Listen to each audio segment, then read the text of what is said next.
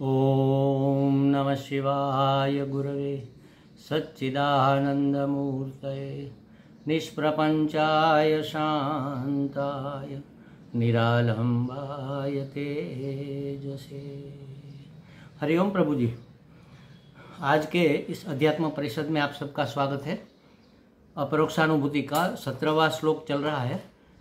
पहले मंगलाचरण और फिर 17वें श्लोक का पाठ करेंगे, फिर उसको समझने का प्रयास करेंगे। ओम श्रीहरिं परमानंदम् उपदेष्टारमीश्वरं व्यापकं सर्वलोकानां कारणं तं नमाम्यहम्। आत्मा विनिष्कलो ह्येको देहो बहुभिरावृतः तयोरैक्यं प्रपश्यन्ति किमज्ञानमतः परम्।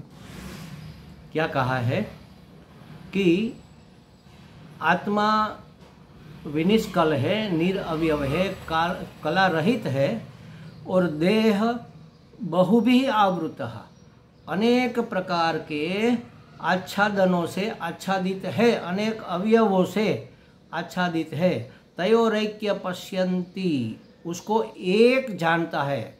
ये दोनों अत्यंत भिन्न है, अंधेरे और उजाले की तरह अत्यंत विपरीत है, विलक्षण है, फिर भी उन दोनों को एक जानता है। माने कि यह शरीर आत्मा है ऐसा मानता है, मैं यह शरीर हूँ ऐसा मानता है। दोनों का एक पना जो देखता है, इससे बड़ा अज्ञान भला क्या हो सकता है, ऐसा कहा। माने ये सबसे बड़ा अज्ञान है, सबसे भयानक अज्ञान है। ये हमने थोड़ा पूर्व भूमिका के रूप में देखा था कि जागृत आदि तीनों अवस्था में होने न होने के साक्षित्व द्वारा जो सदा रहता है, कैसा है वह? सच्चिदानंद, सच्चित आनंद स्वरूप आत्मा एक है और निरअवयव है। आत्मा विनिष्कलो ह्येकः, विनिष्कलः एकः, कला रहित है माने निरअवयव है और एक है। और देह कैसा है? देहो बहुभिः, देह तो बहुत प्रकार से बना हुआ है और अनेक अंगों से आवृत है।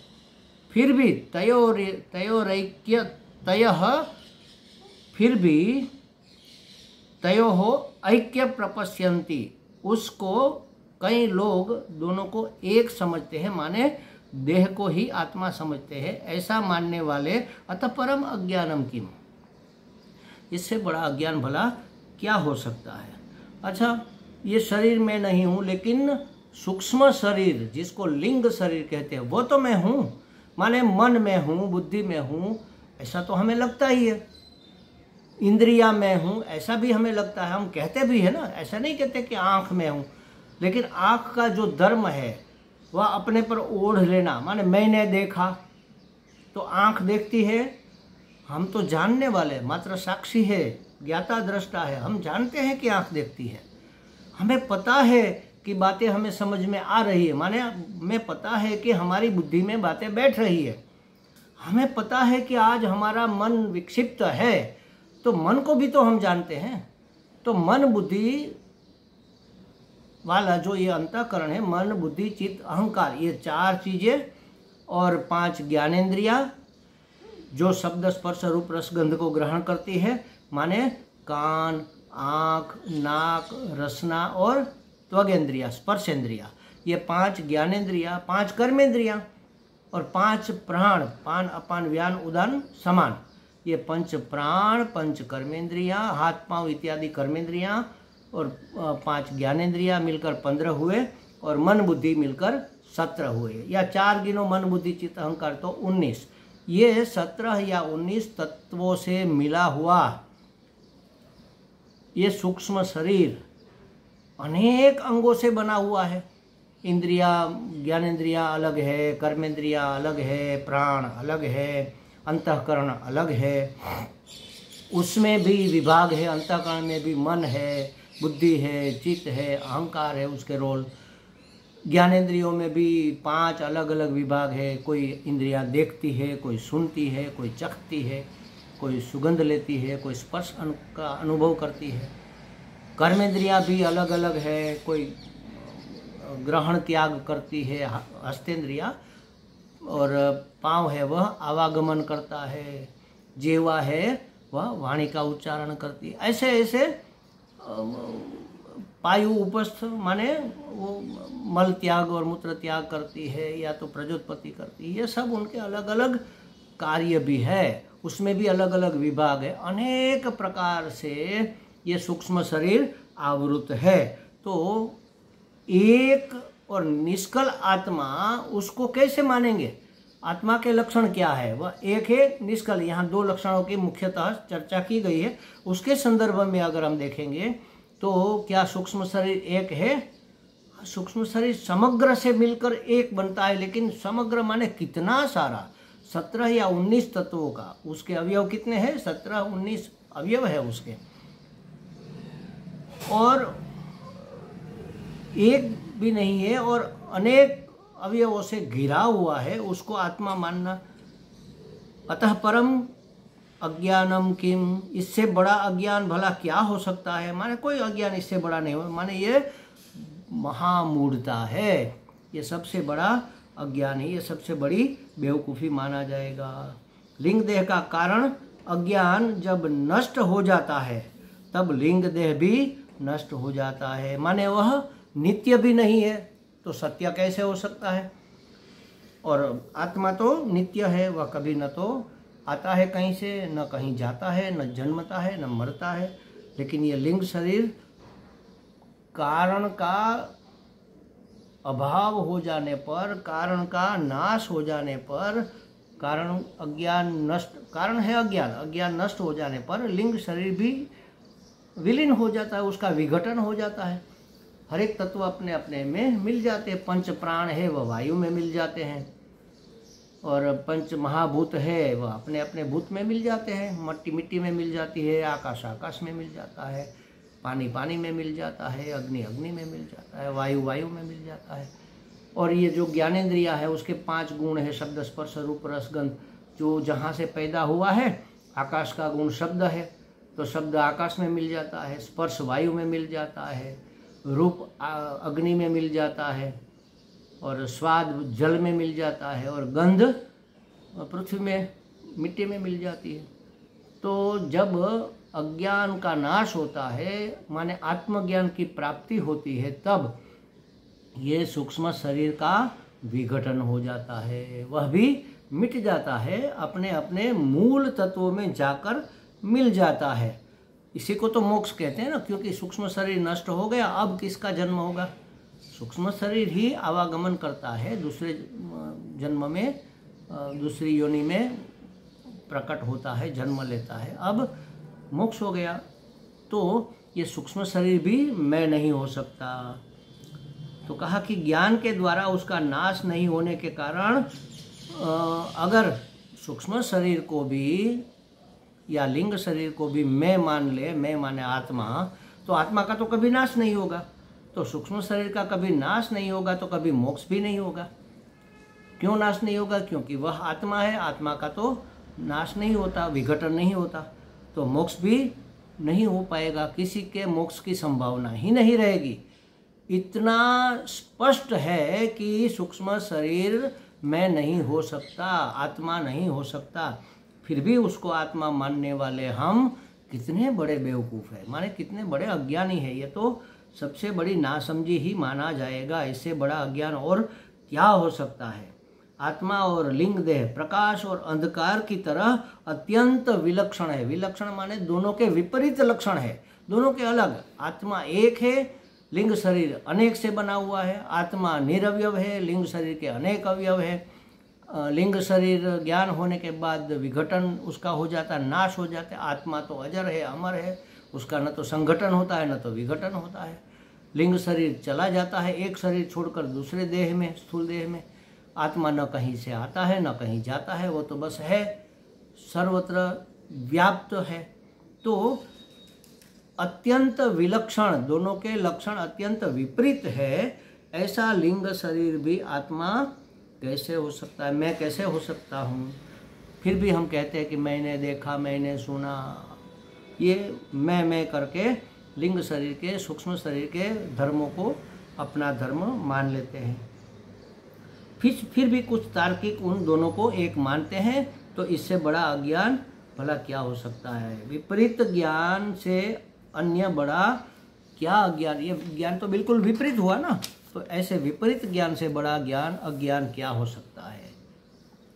विपरीत ज्ञान का कारण अज्ञान है, अपने आप को न जानना।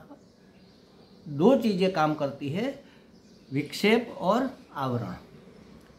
अपने आप को न जानने के कारण अज्ञान से हमारा स्वरूप आवृत हुआ है, और आवृत हुए अपनी आत्मा आवृत हुई अज्ञान के कारण। हम अपना स्वरूप आवृत हुआ है, अपने स्वरूप को न जानने के कारण उसमें विपरीत विक्षेप शुरू हो गया। जैसे अंधेरे के कारण रज्जु नहीं दिख रहा है, अंधेरे से आवृत रज्जु को हम सांप देखते हैं, यह विक्षेप है। विपरीत देखते हैं, यह विक्षेप है।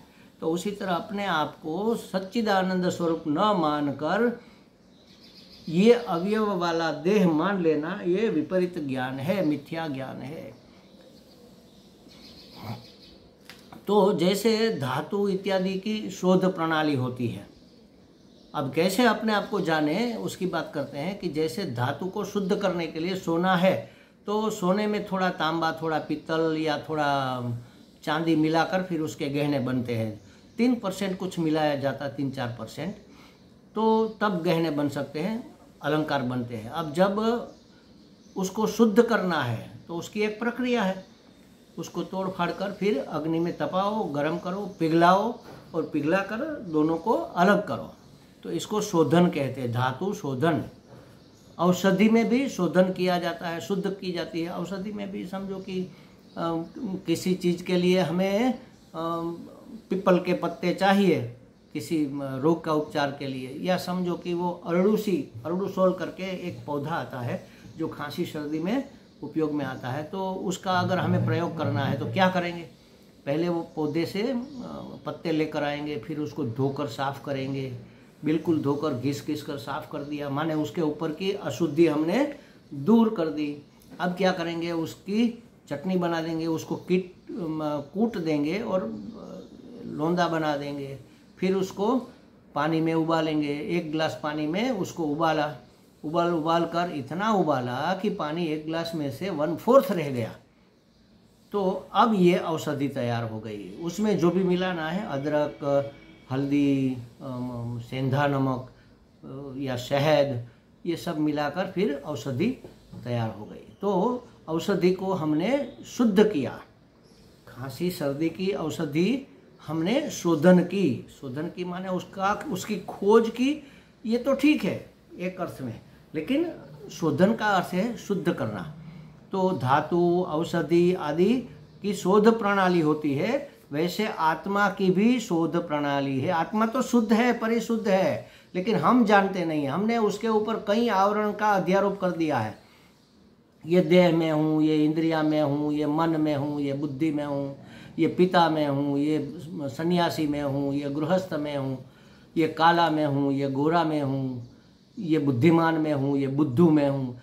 कितने कितने लेयर हमने उसके ऊपर चढ़ा दिए। अब ये सब हटाने पड़ेंगे, उसका शोधन करना पड़ेगा, उसको शुद्ध करना पड़ेगा। तब ये सब हटाएंगे, तब आत्मा स्वयं प्रकाश आत्मा अपने आप प्रकाशित होगा। उसको प्रकाशित करने की जरूरत नहीं है। उसमें से मैल निकाल दो, आवरण हटा दो। आत्मा तो स्व प्रकाश है ही। सूर्य के और हमारी आँख के बीच में बादल आ जाता है तो सूर्य हमें नहीं दिखता। बारिश के मौसम में लगता है कि सूर्य उगा कि नहीं उगा, ये भी पता नहीं चलता। इतने घनघोर बादल होते हैं। और अचानक हवा चली और बादल छट गए तो सूर्य अपने आप प्रकाशित हो गया। कहीं से आया नहीं, वहाँ तो था ही, लेकिन बादल के कारण आवृत हो रखा था। तो इसी तरह हमारे विपरीत ख्यालों के कारण और हमारे कषायों के कारण आत्मा आवृत है, उसको शुद्ध करना चाहिए। और वह प्रणाली क्या है, तो कहते हैं कि सृष्टि के 2 विभाग कर दो। एक तो मैं, और एक मैं के सिवा जो कुछ है वह सब। माने मैं हूँ, यह इदम, जिसको मैं माने यह इदम, और बाकी जो सब प्रतीत हो रहा है वह सब, सॉरी, यह अहम, मैं हूँ, यह अहम, और बाकी जो प्रतीत हो रहा है वह सब इदम। माने यह कह लो, वह कह लो, जो भी कहना है वह सब इदम। तो अहम और इदम, मैं और बाकी का जो सब है, यह वह इत्यादि। तो ये दो विभाग कर दिए। संसार में जो कुछ यह के रूप में प्रतीत हो रहा है वह मैं नहीं हूँ, और जो मैं हूँ वह यह या वह नहीं है। माने मैं अहम इदम नहीं है, इदम अहम नहीं है। जो मैं के रूप में जान पड़ता है वह यह या वह नहीं हो सकता। यह अनेक हो सकता है कभी कभी, लेकिन कभी एक नहीं हो सकता। इसके विपरीत मैं एक ही होता है, अनेक नहीं हो सकता। मेरा मैं और आपका मैं अलग नहीं है। मैं कितना बड़ा, मैं भी अपने आप को मैं कहूँगा, आप भी अपने आप को मैं कहोगे। पशु पक्षी अपनी भाषा में अपने आप को मैं कहेंगे। मैं कह लो, हूँ कह लो, आई कह लो, अहम कह लो। भाषा चाहे कितनी भिन्न हो, लेकिन मैं तो एक ही है। तो मैं हमेशा एक रहता है, और यह कभी भी यह एक नहीं रहता। यह का ये हो जाता है, वह का वे हो जाता है। अनेक होते हैं वह। अनेकता का ज्ञाता मैं एक ही होता है, अनेकता को जानने वाला मैं एक होता है। जो कुछ यह के रूप में जाना जाएगा वह कैसा होगा? जड़ होगा, और जानने वाला चेतन होगा। तभी तो जान पाएगा। प्रकाश स्वयं प्रकाशित होगा, तभी तो उसको प्रकाशित करेगा। तो यह माने इदम जड़ है और अहम चेतन है। तो जड़ कभी चेतन नहीं हो सकता, चेतन कभी जड़ नहीं हो सकता। और दूसरा जो इदम है वह हमेशा परिवर्तनशील होगा, षड विकारी होगा। अस्ति, जायते, वर्धते, विपरिणमते, अपक्षीयते, विनश्यति। ये 6 विकार उसमें हमेशा बने रहेंगे। उसका जन्म होता है, माने उसका सर्जन होता है, जन्म होता है, उत्पन्न होता है, जो भी कह लो, अभिव्यक्ति होती है, और फिर वह टिकता है, फिर आगे बढ़ता है, उसकी वृद्धि होती है, वो परिणाम को प्राप्त होता है, फिर उसका क्षय होने लगता है और विनाश हो जाता है। तो जड़ जो भी होगा, माने इदम जो भी होगा, वह विनश्य होगा, माने परिवर्तनशील होगा, और इसलिए वह विनाशशील होगा। जबकि मैं सदा सर्वदा सर्वथा अपरिवर्तनशील और चेतन है। जड़ नहीं है, चेतन है, अपरिवर्तनशील है। अपरिवर्तनशील है इसलिए नित्य है, नित्य है तो सत्य है। तो मैं ही एकमात्र नित्य, सत्य, चेतन आत्मा अनंत स्वरूप में, अनंत व्याप्त, अनंत अनंतानंत मैं हूँ। अहम और इदम को पृथक पृथक करने की शैली आत्मज्ञान की शैली है। ऐसे पृथक करके देखेंगे तो मैं कौन हूँ इसका हमें ज्ञान होगा। इस प्रकार अहम और इदम को पृथक करके देखना, इसको शोधन करना कहा जाता है। तो इस तरह से हम अपने आप को, अपने मैं को, अपनी आत्मा को इदम से भिन्न करके वास्तविक स्वरूप में जान सकते हैं। अभी तो हम जानते हैं, लेकिन वह इदम के रूप में जानते हैं, अहम के रूप में नहीं जानते। इदम के सभी धर्म इसके ऊपर हमने आरोपित कर दी है, परस्पराध्यास हो गया है। जैसे आग का गोला अग्नि में तपाओ तो अग्नि के गुण ग्रहण करके काला काला आग, लोह का गोला लाल लाल दिखने लगता है। निर्भार अग्नि भार वाला गोले के रूप में भार वाला हो जाता है, और ठंडा ठंडा लोहा अग्नि के संपर्क से जलाने वाला ज्वलनशील हो जाता है। तो इस तरह एक दूसरे के, अग्नि ने लोह के गोले का धर्म अपना लिया, और लोह के गोले ने अग्नि के धर्म को अपने ऊपर आरोपित कर लिया। ये परस्पराध्यास हो गया। इसी तरह मैं और यह, माने अहम और इदम, परस्पर का अध्यास करके मानो कि एक हो गए लगता है। अब उसको अलग अलग करना है तो ऐसे तोड़कर अलग नहीं कर सकते। बुद्धि से हम उसको, उसके लक्षणों को जानते हुए उसको अलग अलग पहचानेंगे। अलग करना माने अलग पहचानना, कि मैं सदा निरवयव हूँ, एक हूँ, और इदम हमेशा सा अवयव है, अनेक है। अहम चेतन है, इदम जड़ है। अहम स्वयं प्रकाश है, इदम पर प्रकाश्य है। और ये अहम अपरिवर्तनशील है, इदम सदा परिवर्तनशील है। अहम अपरिवर्तनशील होने के कारण सत्य है, नित्य है, और इदम परिवर्तनशील होने के कारण विकारी है, मर्त्य है, नष्टप्राय होने वाला है। इदम मर्यादित परिचिन्न होता है, अनेक होते हैं और परिचिन्न होते हैं। अहम एक है और अनंत है। इस प्रकार समझ के द्वारा उसको पहचानना, इसी का नाम शोधन है। इसी को ज्ञान की इस शैली से ज्ञान होता है। यह ज्ञान की शैली है, आत्मशोधन की यही शैली है। इसके विषय में आत्मा का भी अर्थ है, उसके बारे में भी हम चर्चा करेंगे कल। ओम पूर्णमदः पूर्णमिदं पूर्णात् पूर्णमुदच्यते पूर्णस्य पूर्णमादाय पूर्णमेवावशिष्यते। ओम शांति शांति शांति। हरि ओम। श्री गुरुभ्यो नमः। हरि ओम।